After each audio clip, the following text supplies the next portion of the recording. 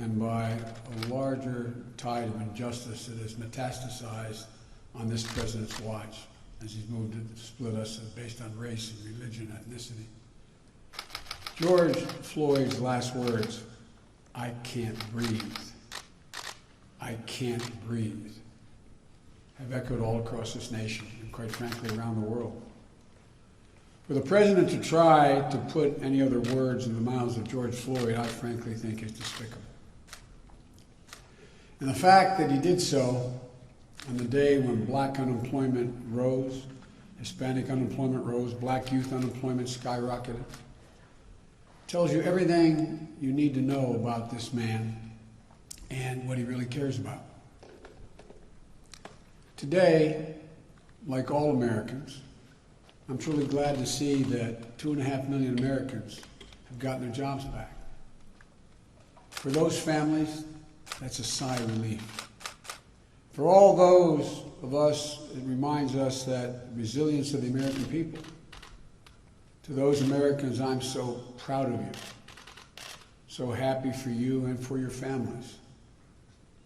I was disturbed, however, to see the president crowing this morning, basically hanging a mission accomplished banner out there, when there's so much more work to be done. So many Americans are still hurting. More than 20 million Americans, 1 out of every 7 U.S. workers, is still out of work. For an enormous swath of our country, their dreams are still on hold, and they're still struggling to put food on the table and wondering what's going to happen tomorrow. Can I pay my rent? Will I be able to maintain my mortgage payment? The unemployment rate remains the highest it's been in nearly a century. As I said, black employment went up this month. Latino employment jumped to over 37%. Hispanic unemployment overall is 4 times higher than it was before the president botched his response to the pandemic. And I'm worried when you look deeper to the data. While temporary layoffs went down, permanent layoffs went up. Donald Trump still doesn't get it. He's out there spiking the ball, completely oblivious to the tens of millions of people who are facing the greatest struggle of their lives. These folks aren't feeling any less pain today than they were yesterday. People who lost their health care in the crisis, they're not celebrating today, especially when Donald Trump was still going to federal court fighting to strip away the health care protections for even more Americans. The fact is that about 13 million fewer jobs today for American workers than the day President Obama and I left office. So while it's wonderful to see 10% of the families who've lost their jobs due to Trump's disastrous pandemic response start to make their way back, the president's behavior makes me deeply worried for the 90% who haven't. So to all those families who are scared, who are frightened, who are hurting, who are wondering what's going to happen next, I want you to know I and a lot of others see you. We haven't forgotten you. And I won't be satisfied when this country starts working for everyone. Just not now. Let's be clear about something. The depth of this job crisis is not attributable to an act of God, but to a failure of a president. The truth is, every country dealt with their job losses due to this pandemic, but America was hit much harder out of the gate due to the complete incompetence and mismanagement of the response. This morning, the president tried to compare the response of Germany and South Korea. Okay, let's compare. Germany has 1/3 of the deaths per capita than we do. And South Korea has less than 300 deaths total. America has 4% of the world's population and more than a quarter of the world's deaths due to this pandemic. 4% of the population, a quarter of the world's deaths. It's no secret why. Let's get something straight. The president did not act quickly when he was warned to act, when he was spoken, and even his own team talked about him acting. For months he downplayed the threat, falsely promising that everyone's going to be able to get a test, claiming that, like a miracle, quote, like a miracle, this will disappear. He repeatedly praised China's containment response, despite a litany of public appeals from many people, including me back in January, not to let American lives and the U.S. economy on the world hang on his confidence, quote, the Chinese word, the Chinese government was being truthful. He refused to take action to get adequate testing in place, allowing the virus to spread further than it should have. Columbia University found that 54,000 Americans would be alive today, lives saved, if the administration had acted just 2 weeks earlier. And this failure didn't just cost lives, it cost jobs. New studies this week from Moody's and Brookings confirm that half or more of those who lost their job would still be employed had Trump mounted a competent response like Germany and South Korea did, and other countries did, when he should have. We know why this happened. Donald Trump was more focused on the stock wealth of the biggest corporations than he was on the well-being of the American people. That's why he and his top economic advisors telling people buy stocks instead of preparing our nation to brace for this pandemic. Now, after over 110,000 American deaths, more than 20 million people still out of work, the consequences are clear. We're still facing devastating unemployment and still facing a historic health crisis. And we're the continuing crisis of violence, injustice, and indignity that's devastating black Americans and many Latinos. We're losing the soul of this country. You know, they're some of the sternest challenges our nation has ever faced. And Donald Trump is patting himself on his back. He just has no idea, in my view, what's really going on in this country. He has no idea the depth of the pain that so many people are still enduring.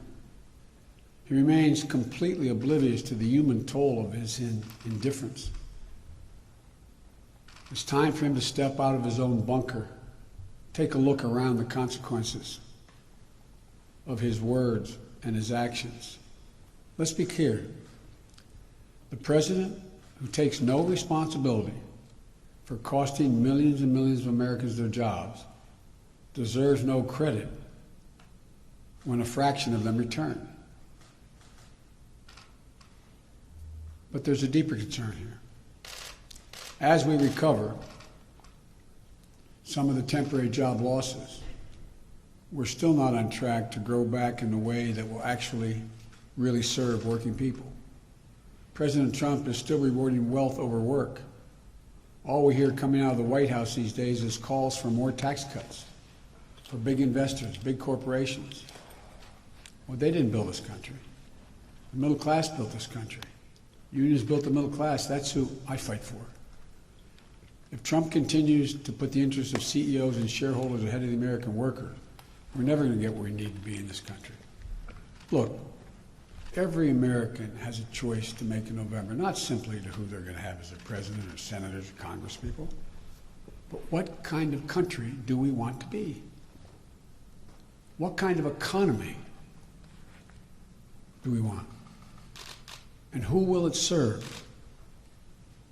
In the coming weeks, I'll lay out a plan I've developed for my comprehensive plan, not just to build back the economy the way it was before COVID-19, but to build it back better. It was already hurting for so many people. A plan to create millions of new good-paying jobs with benefits where people get a fair return on work, where we make the country stronger, more resilient, and more just.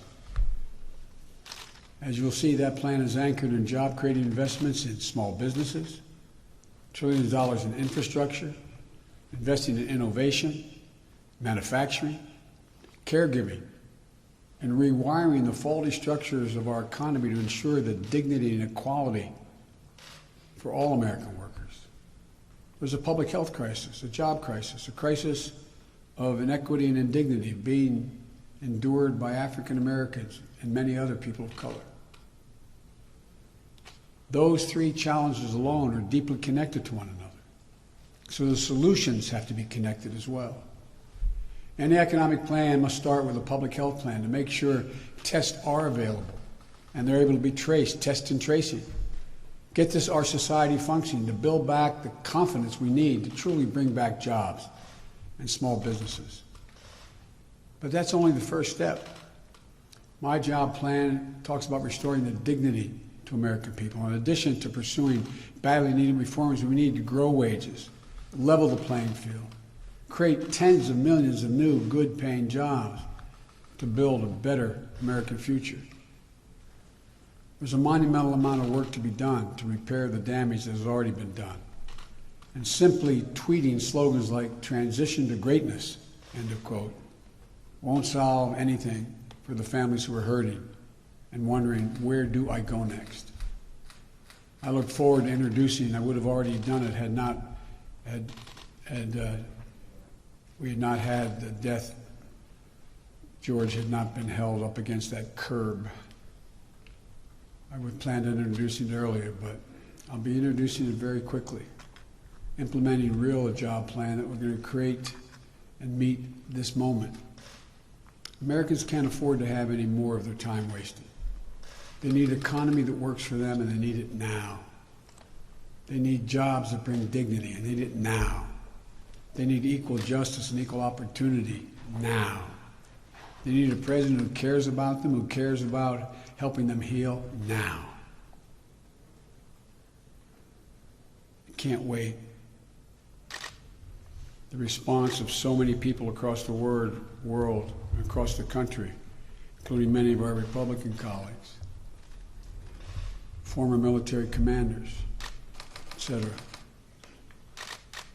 is crying out. We need justice, opportunity, and hope. I have faith in the American people. We give them half a chance. There's nothing they can't do. We need to unite as one nation. When we have, we've never, ever, ever failed to solve the problems that face us at the moment.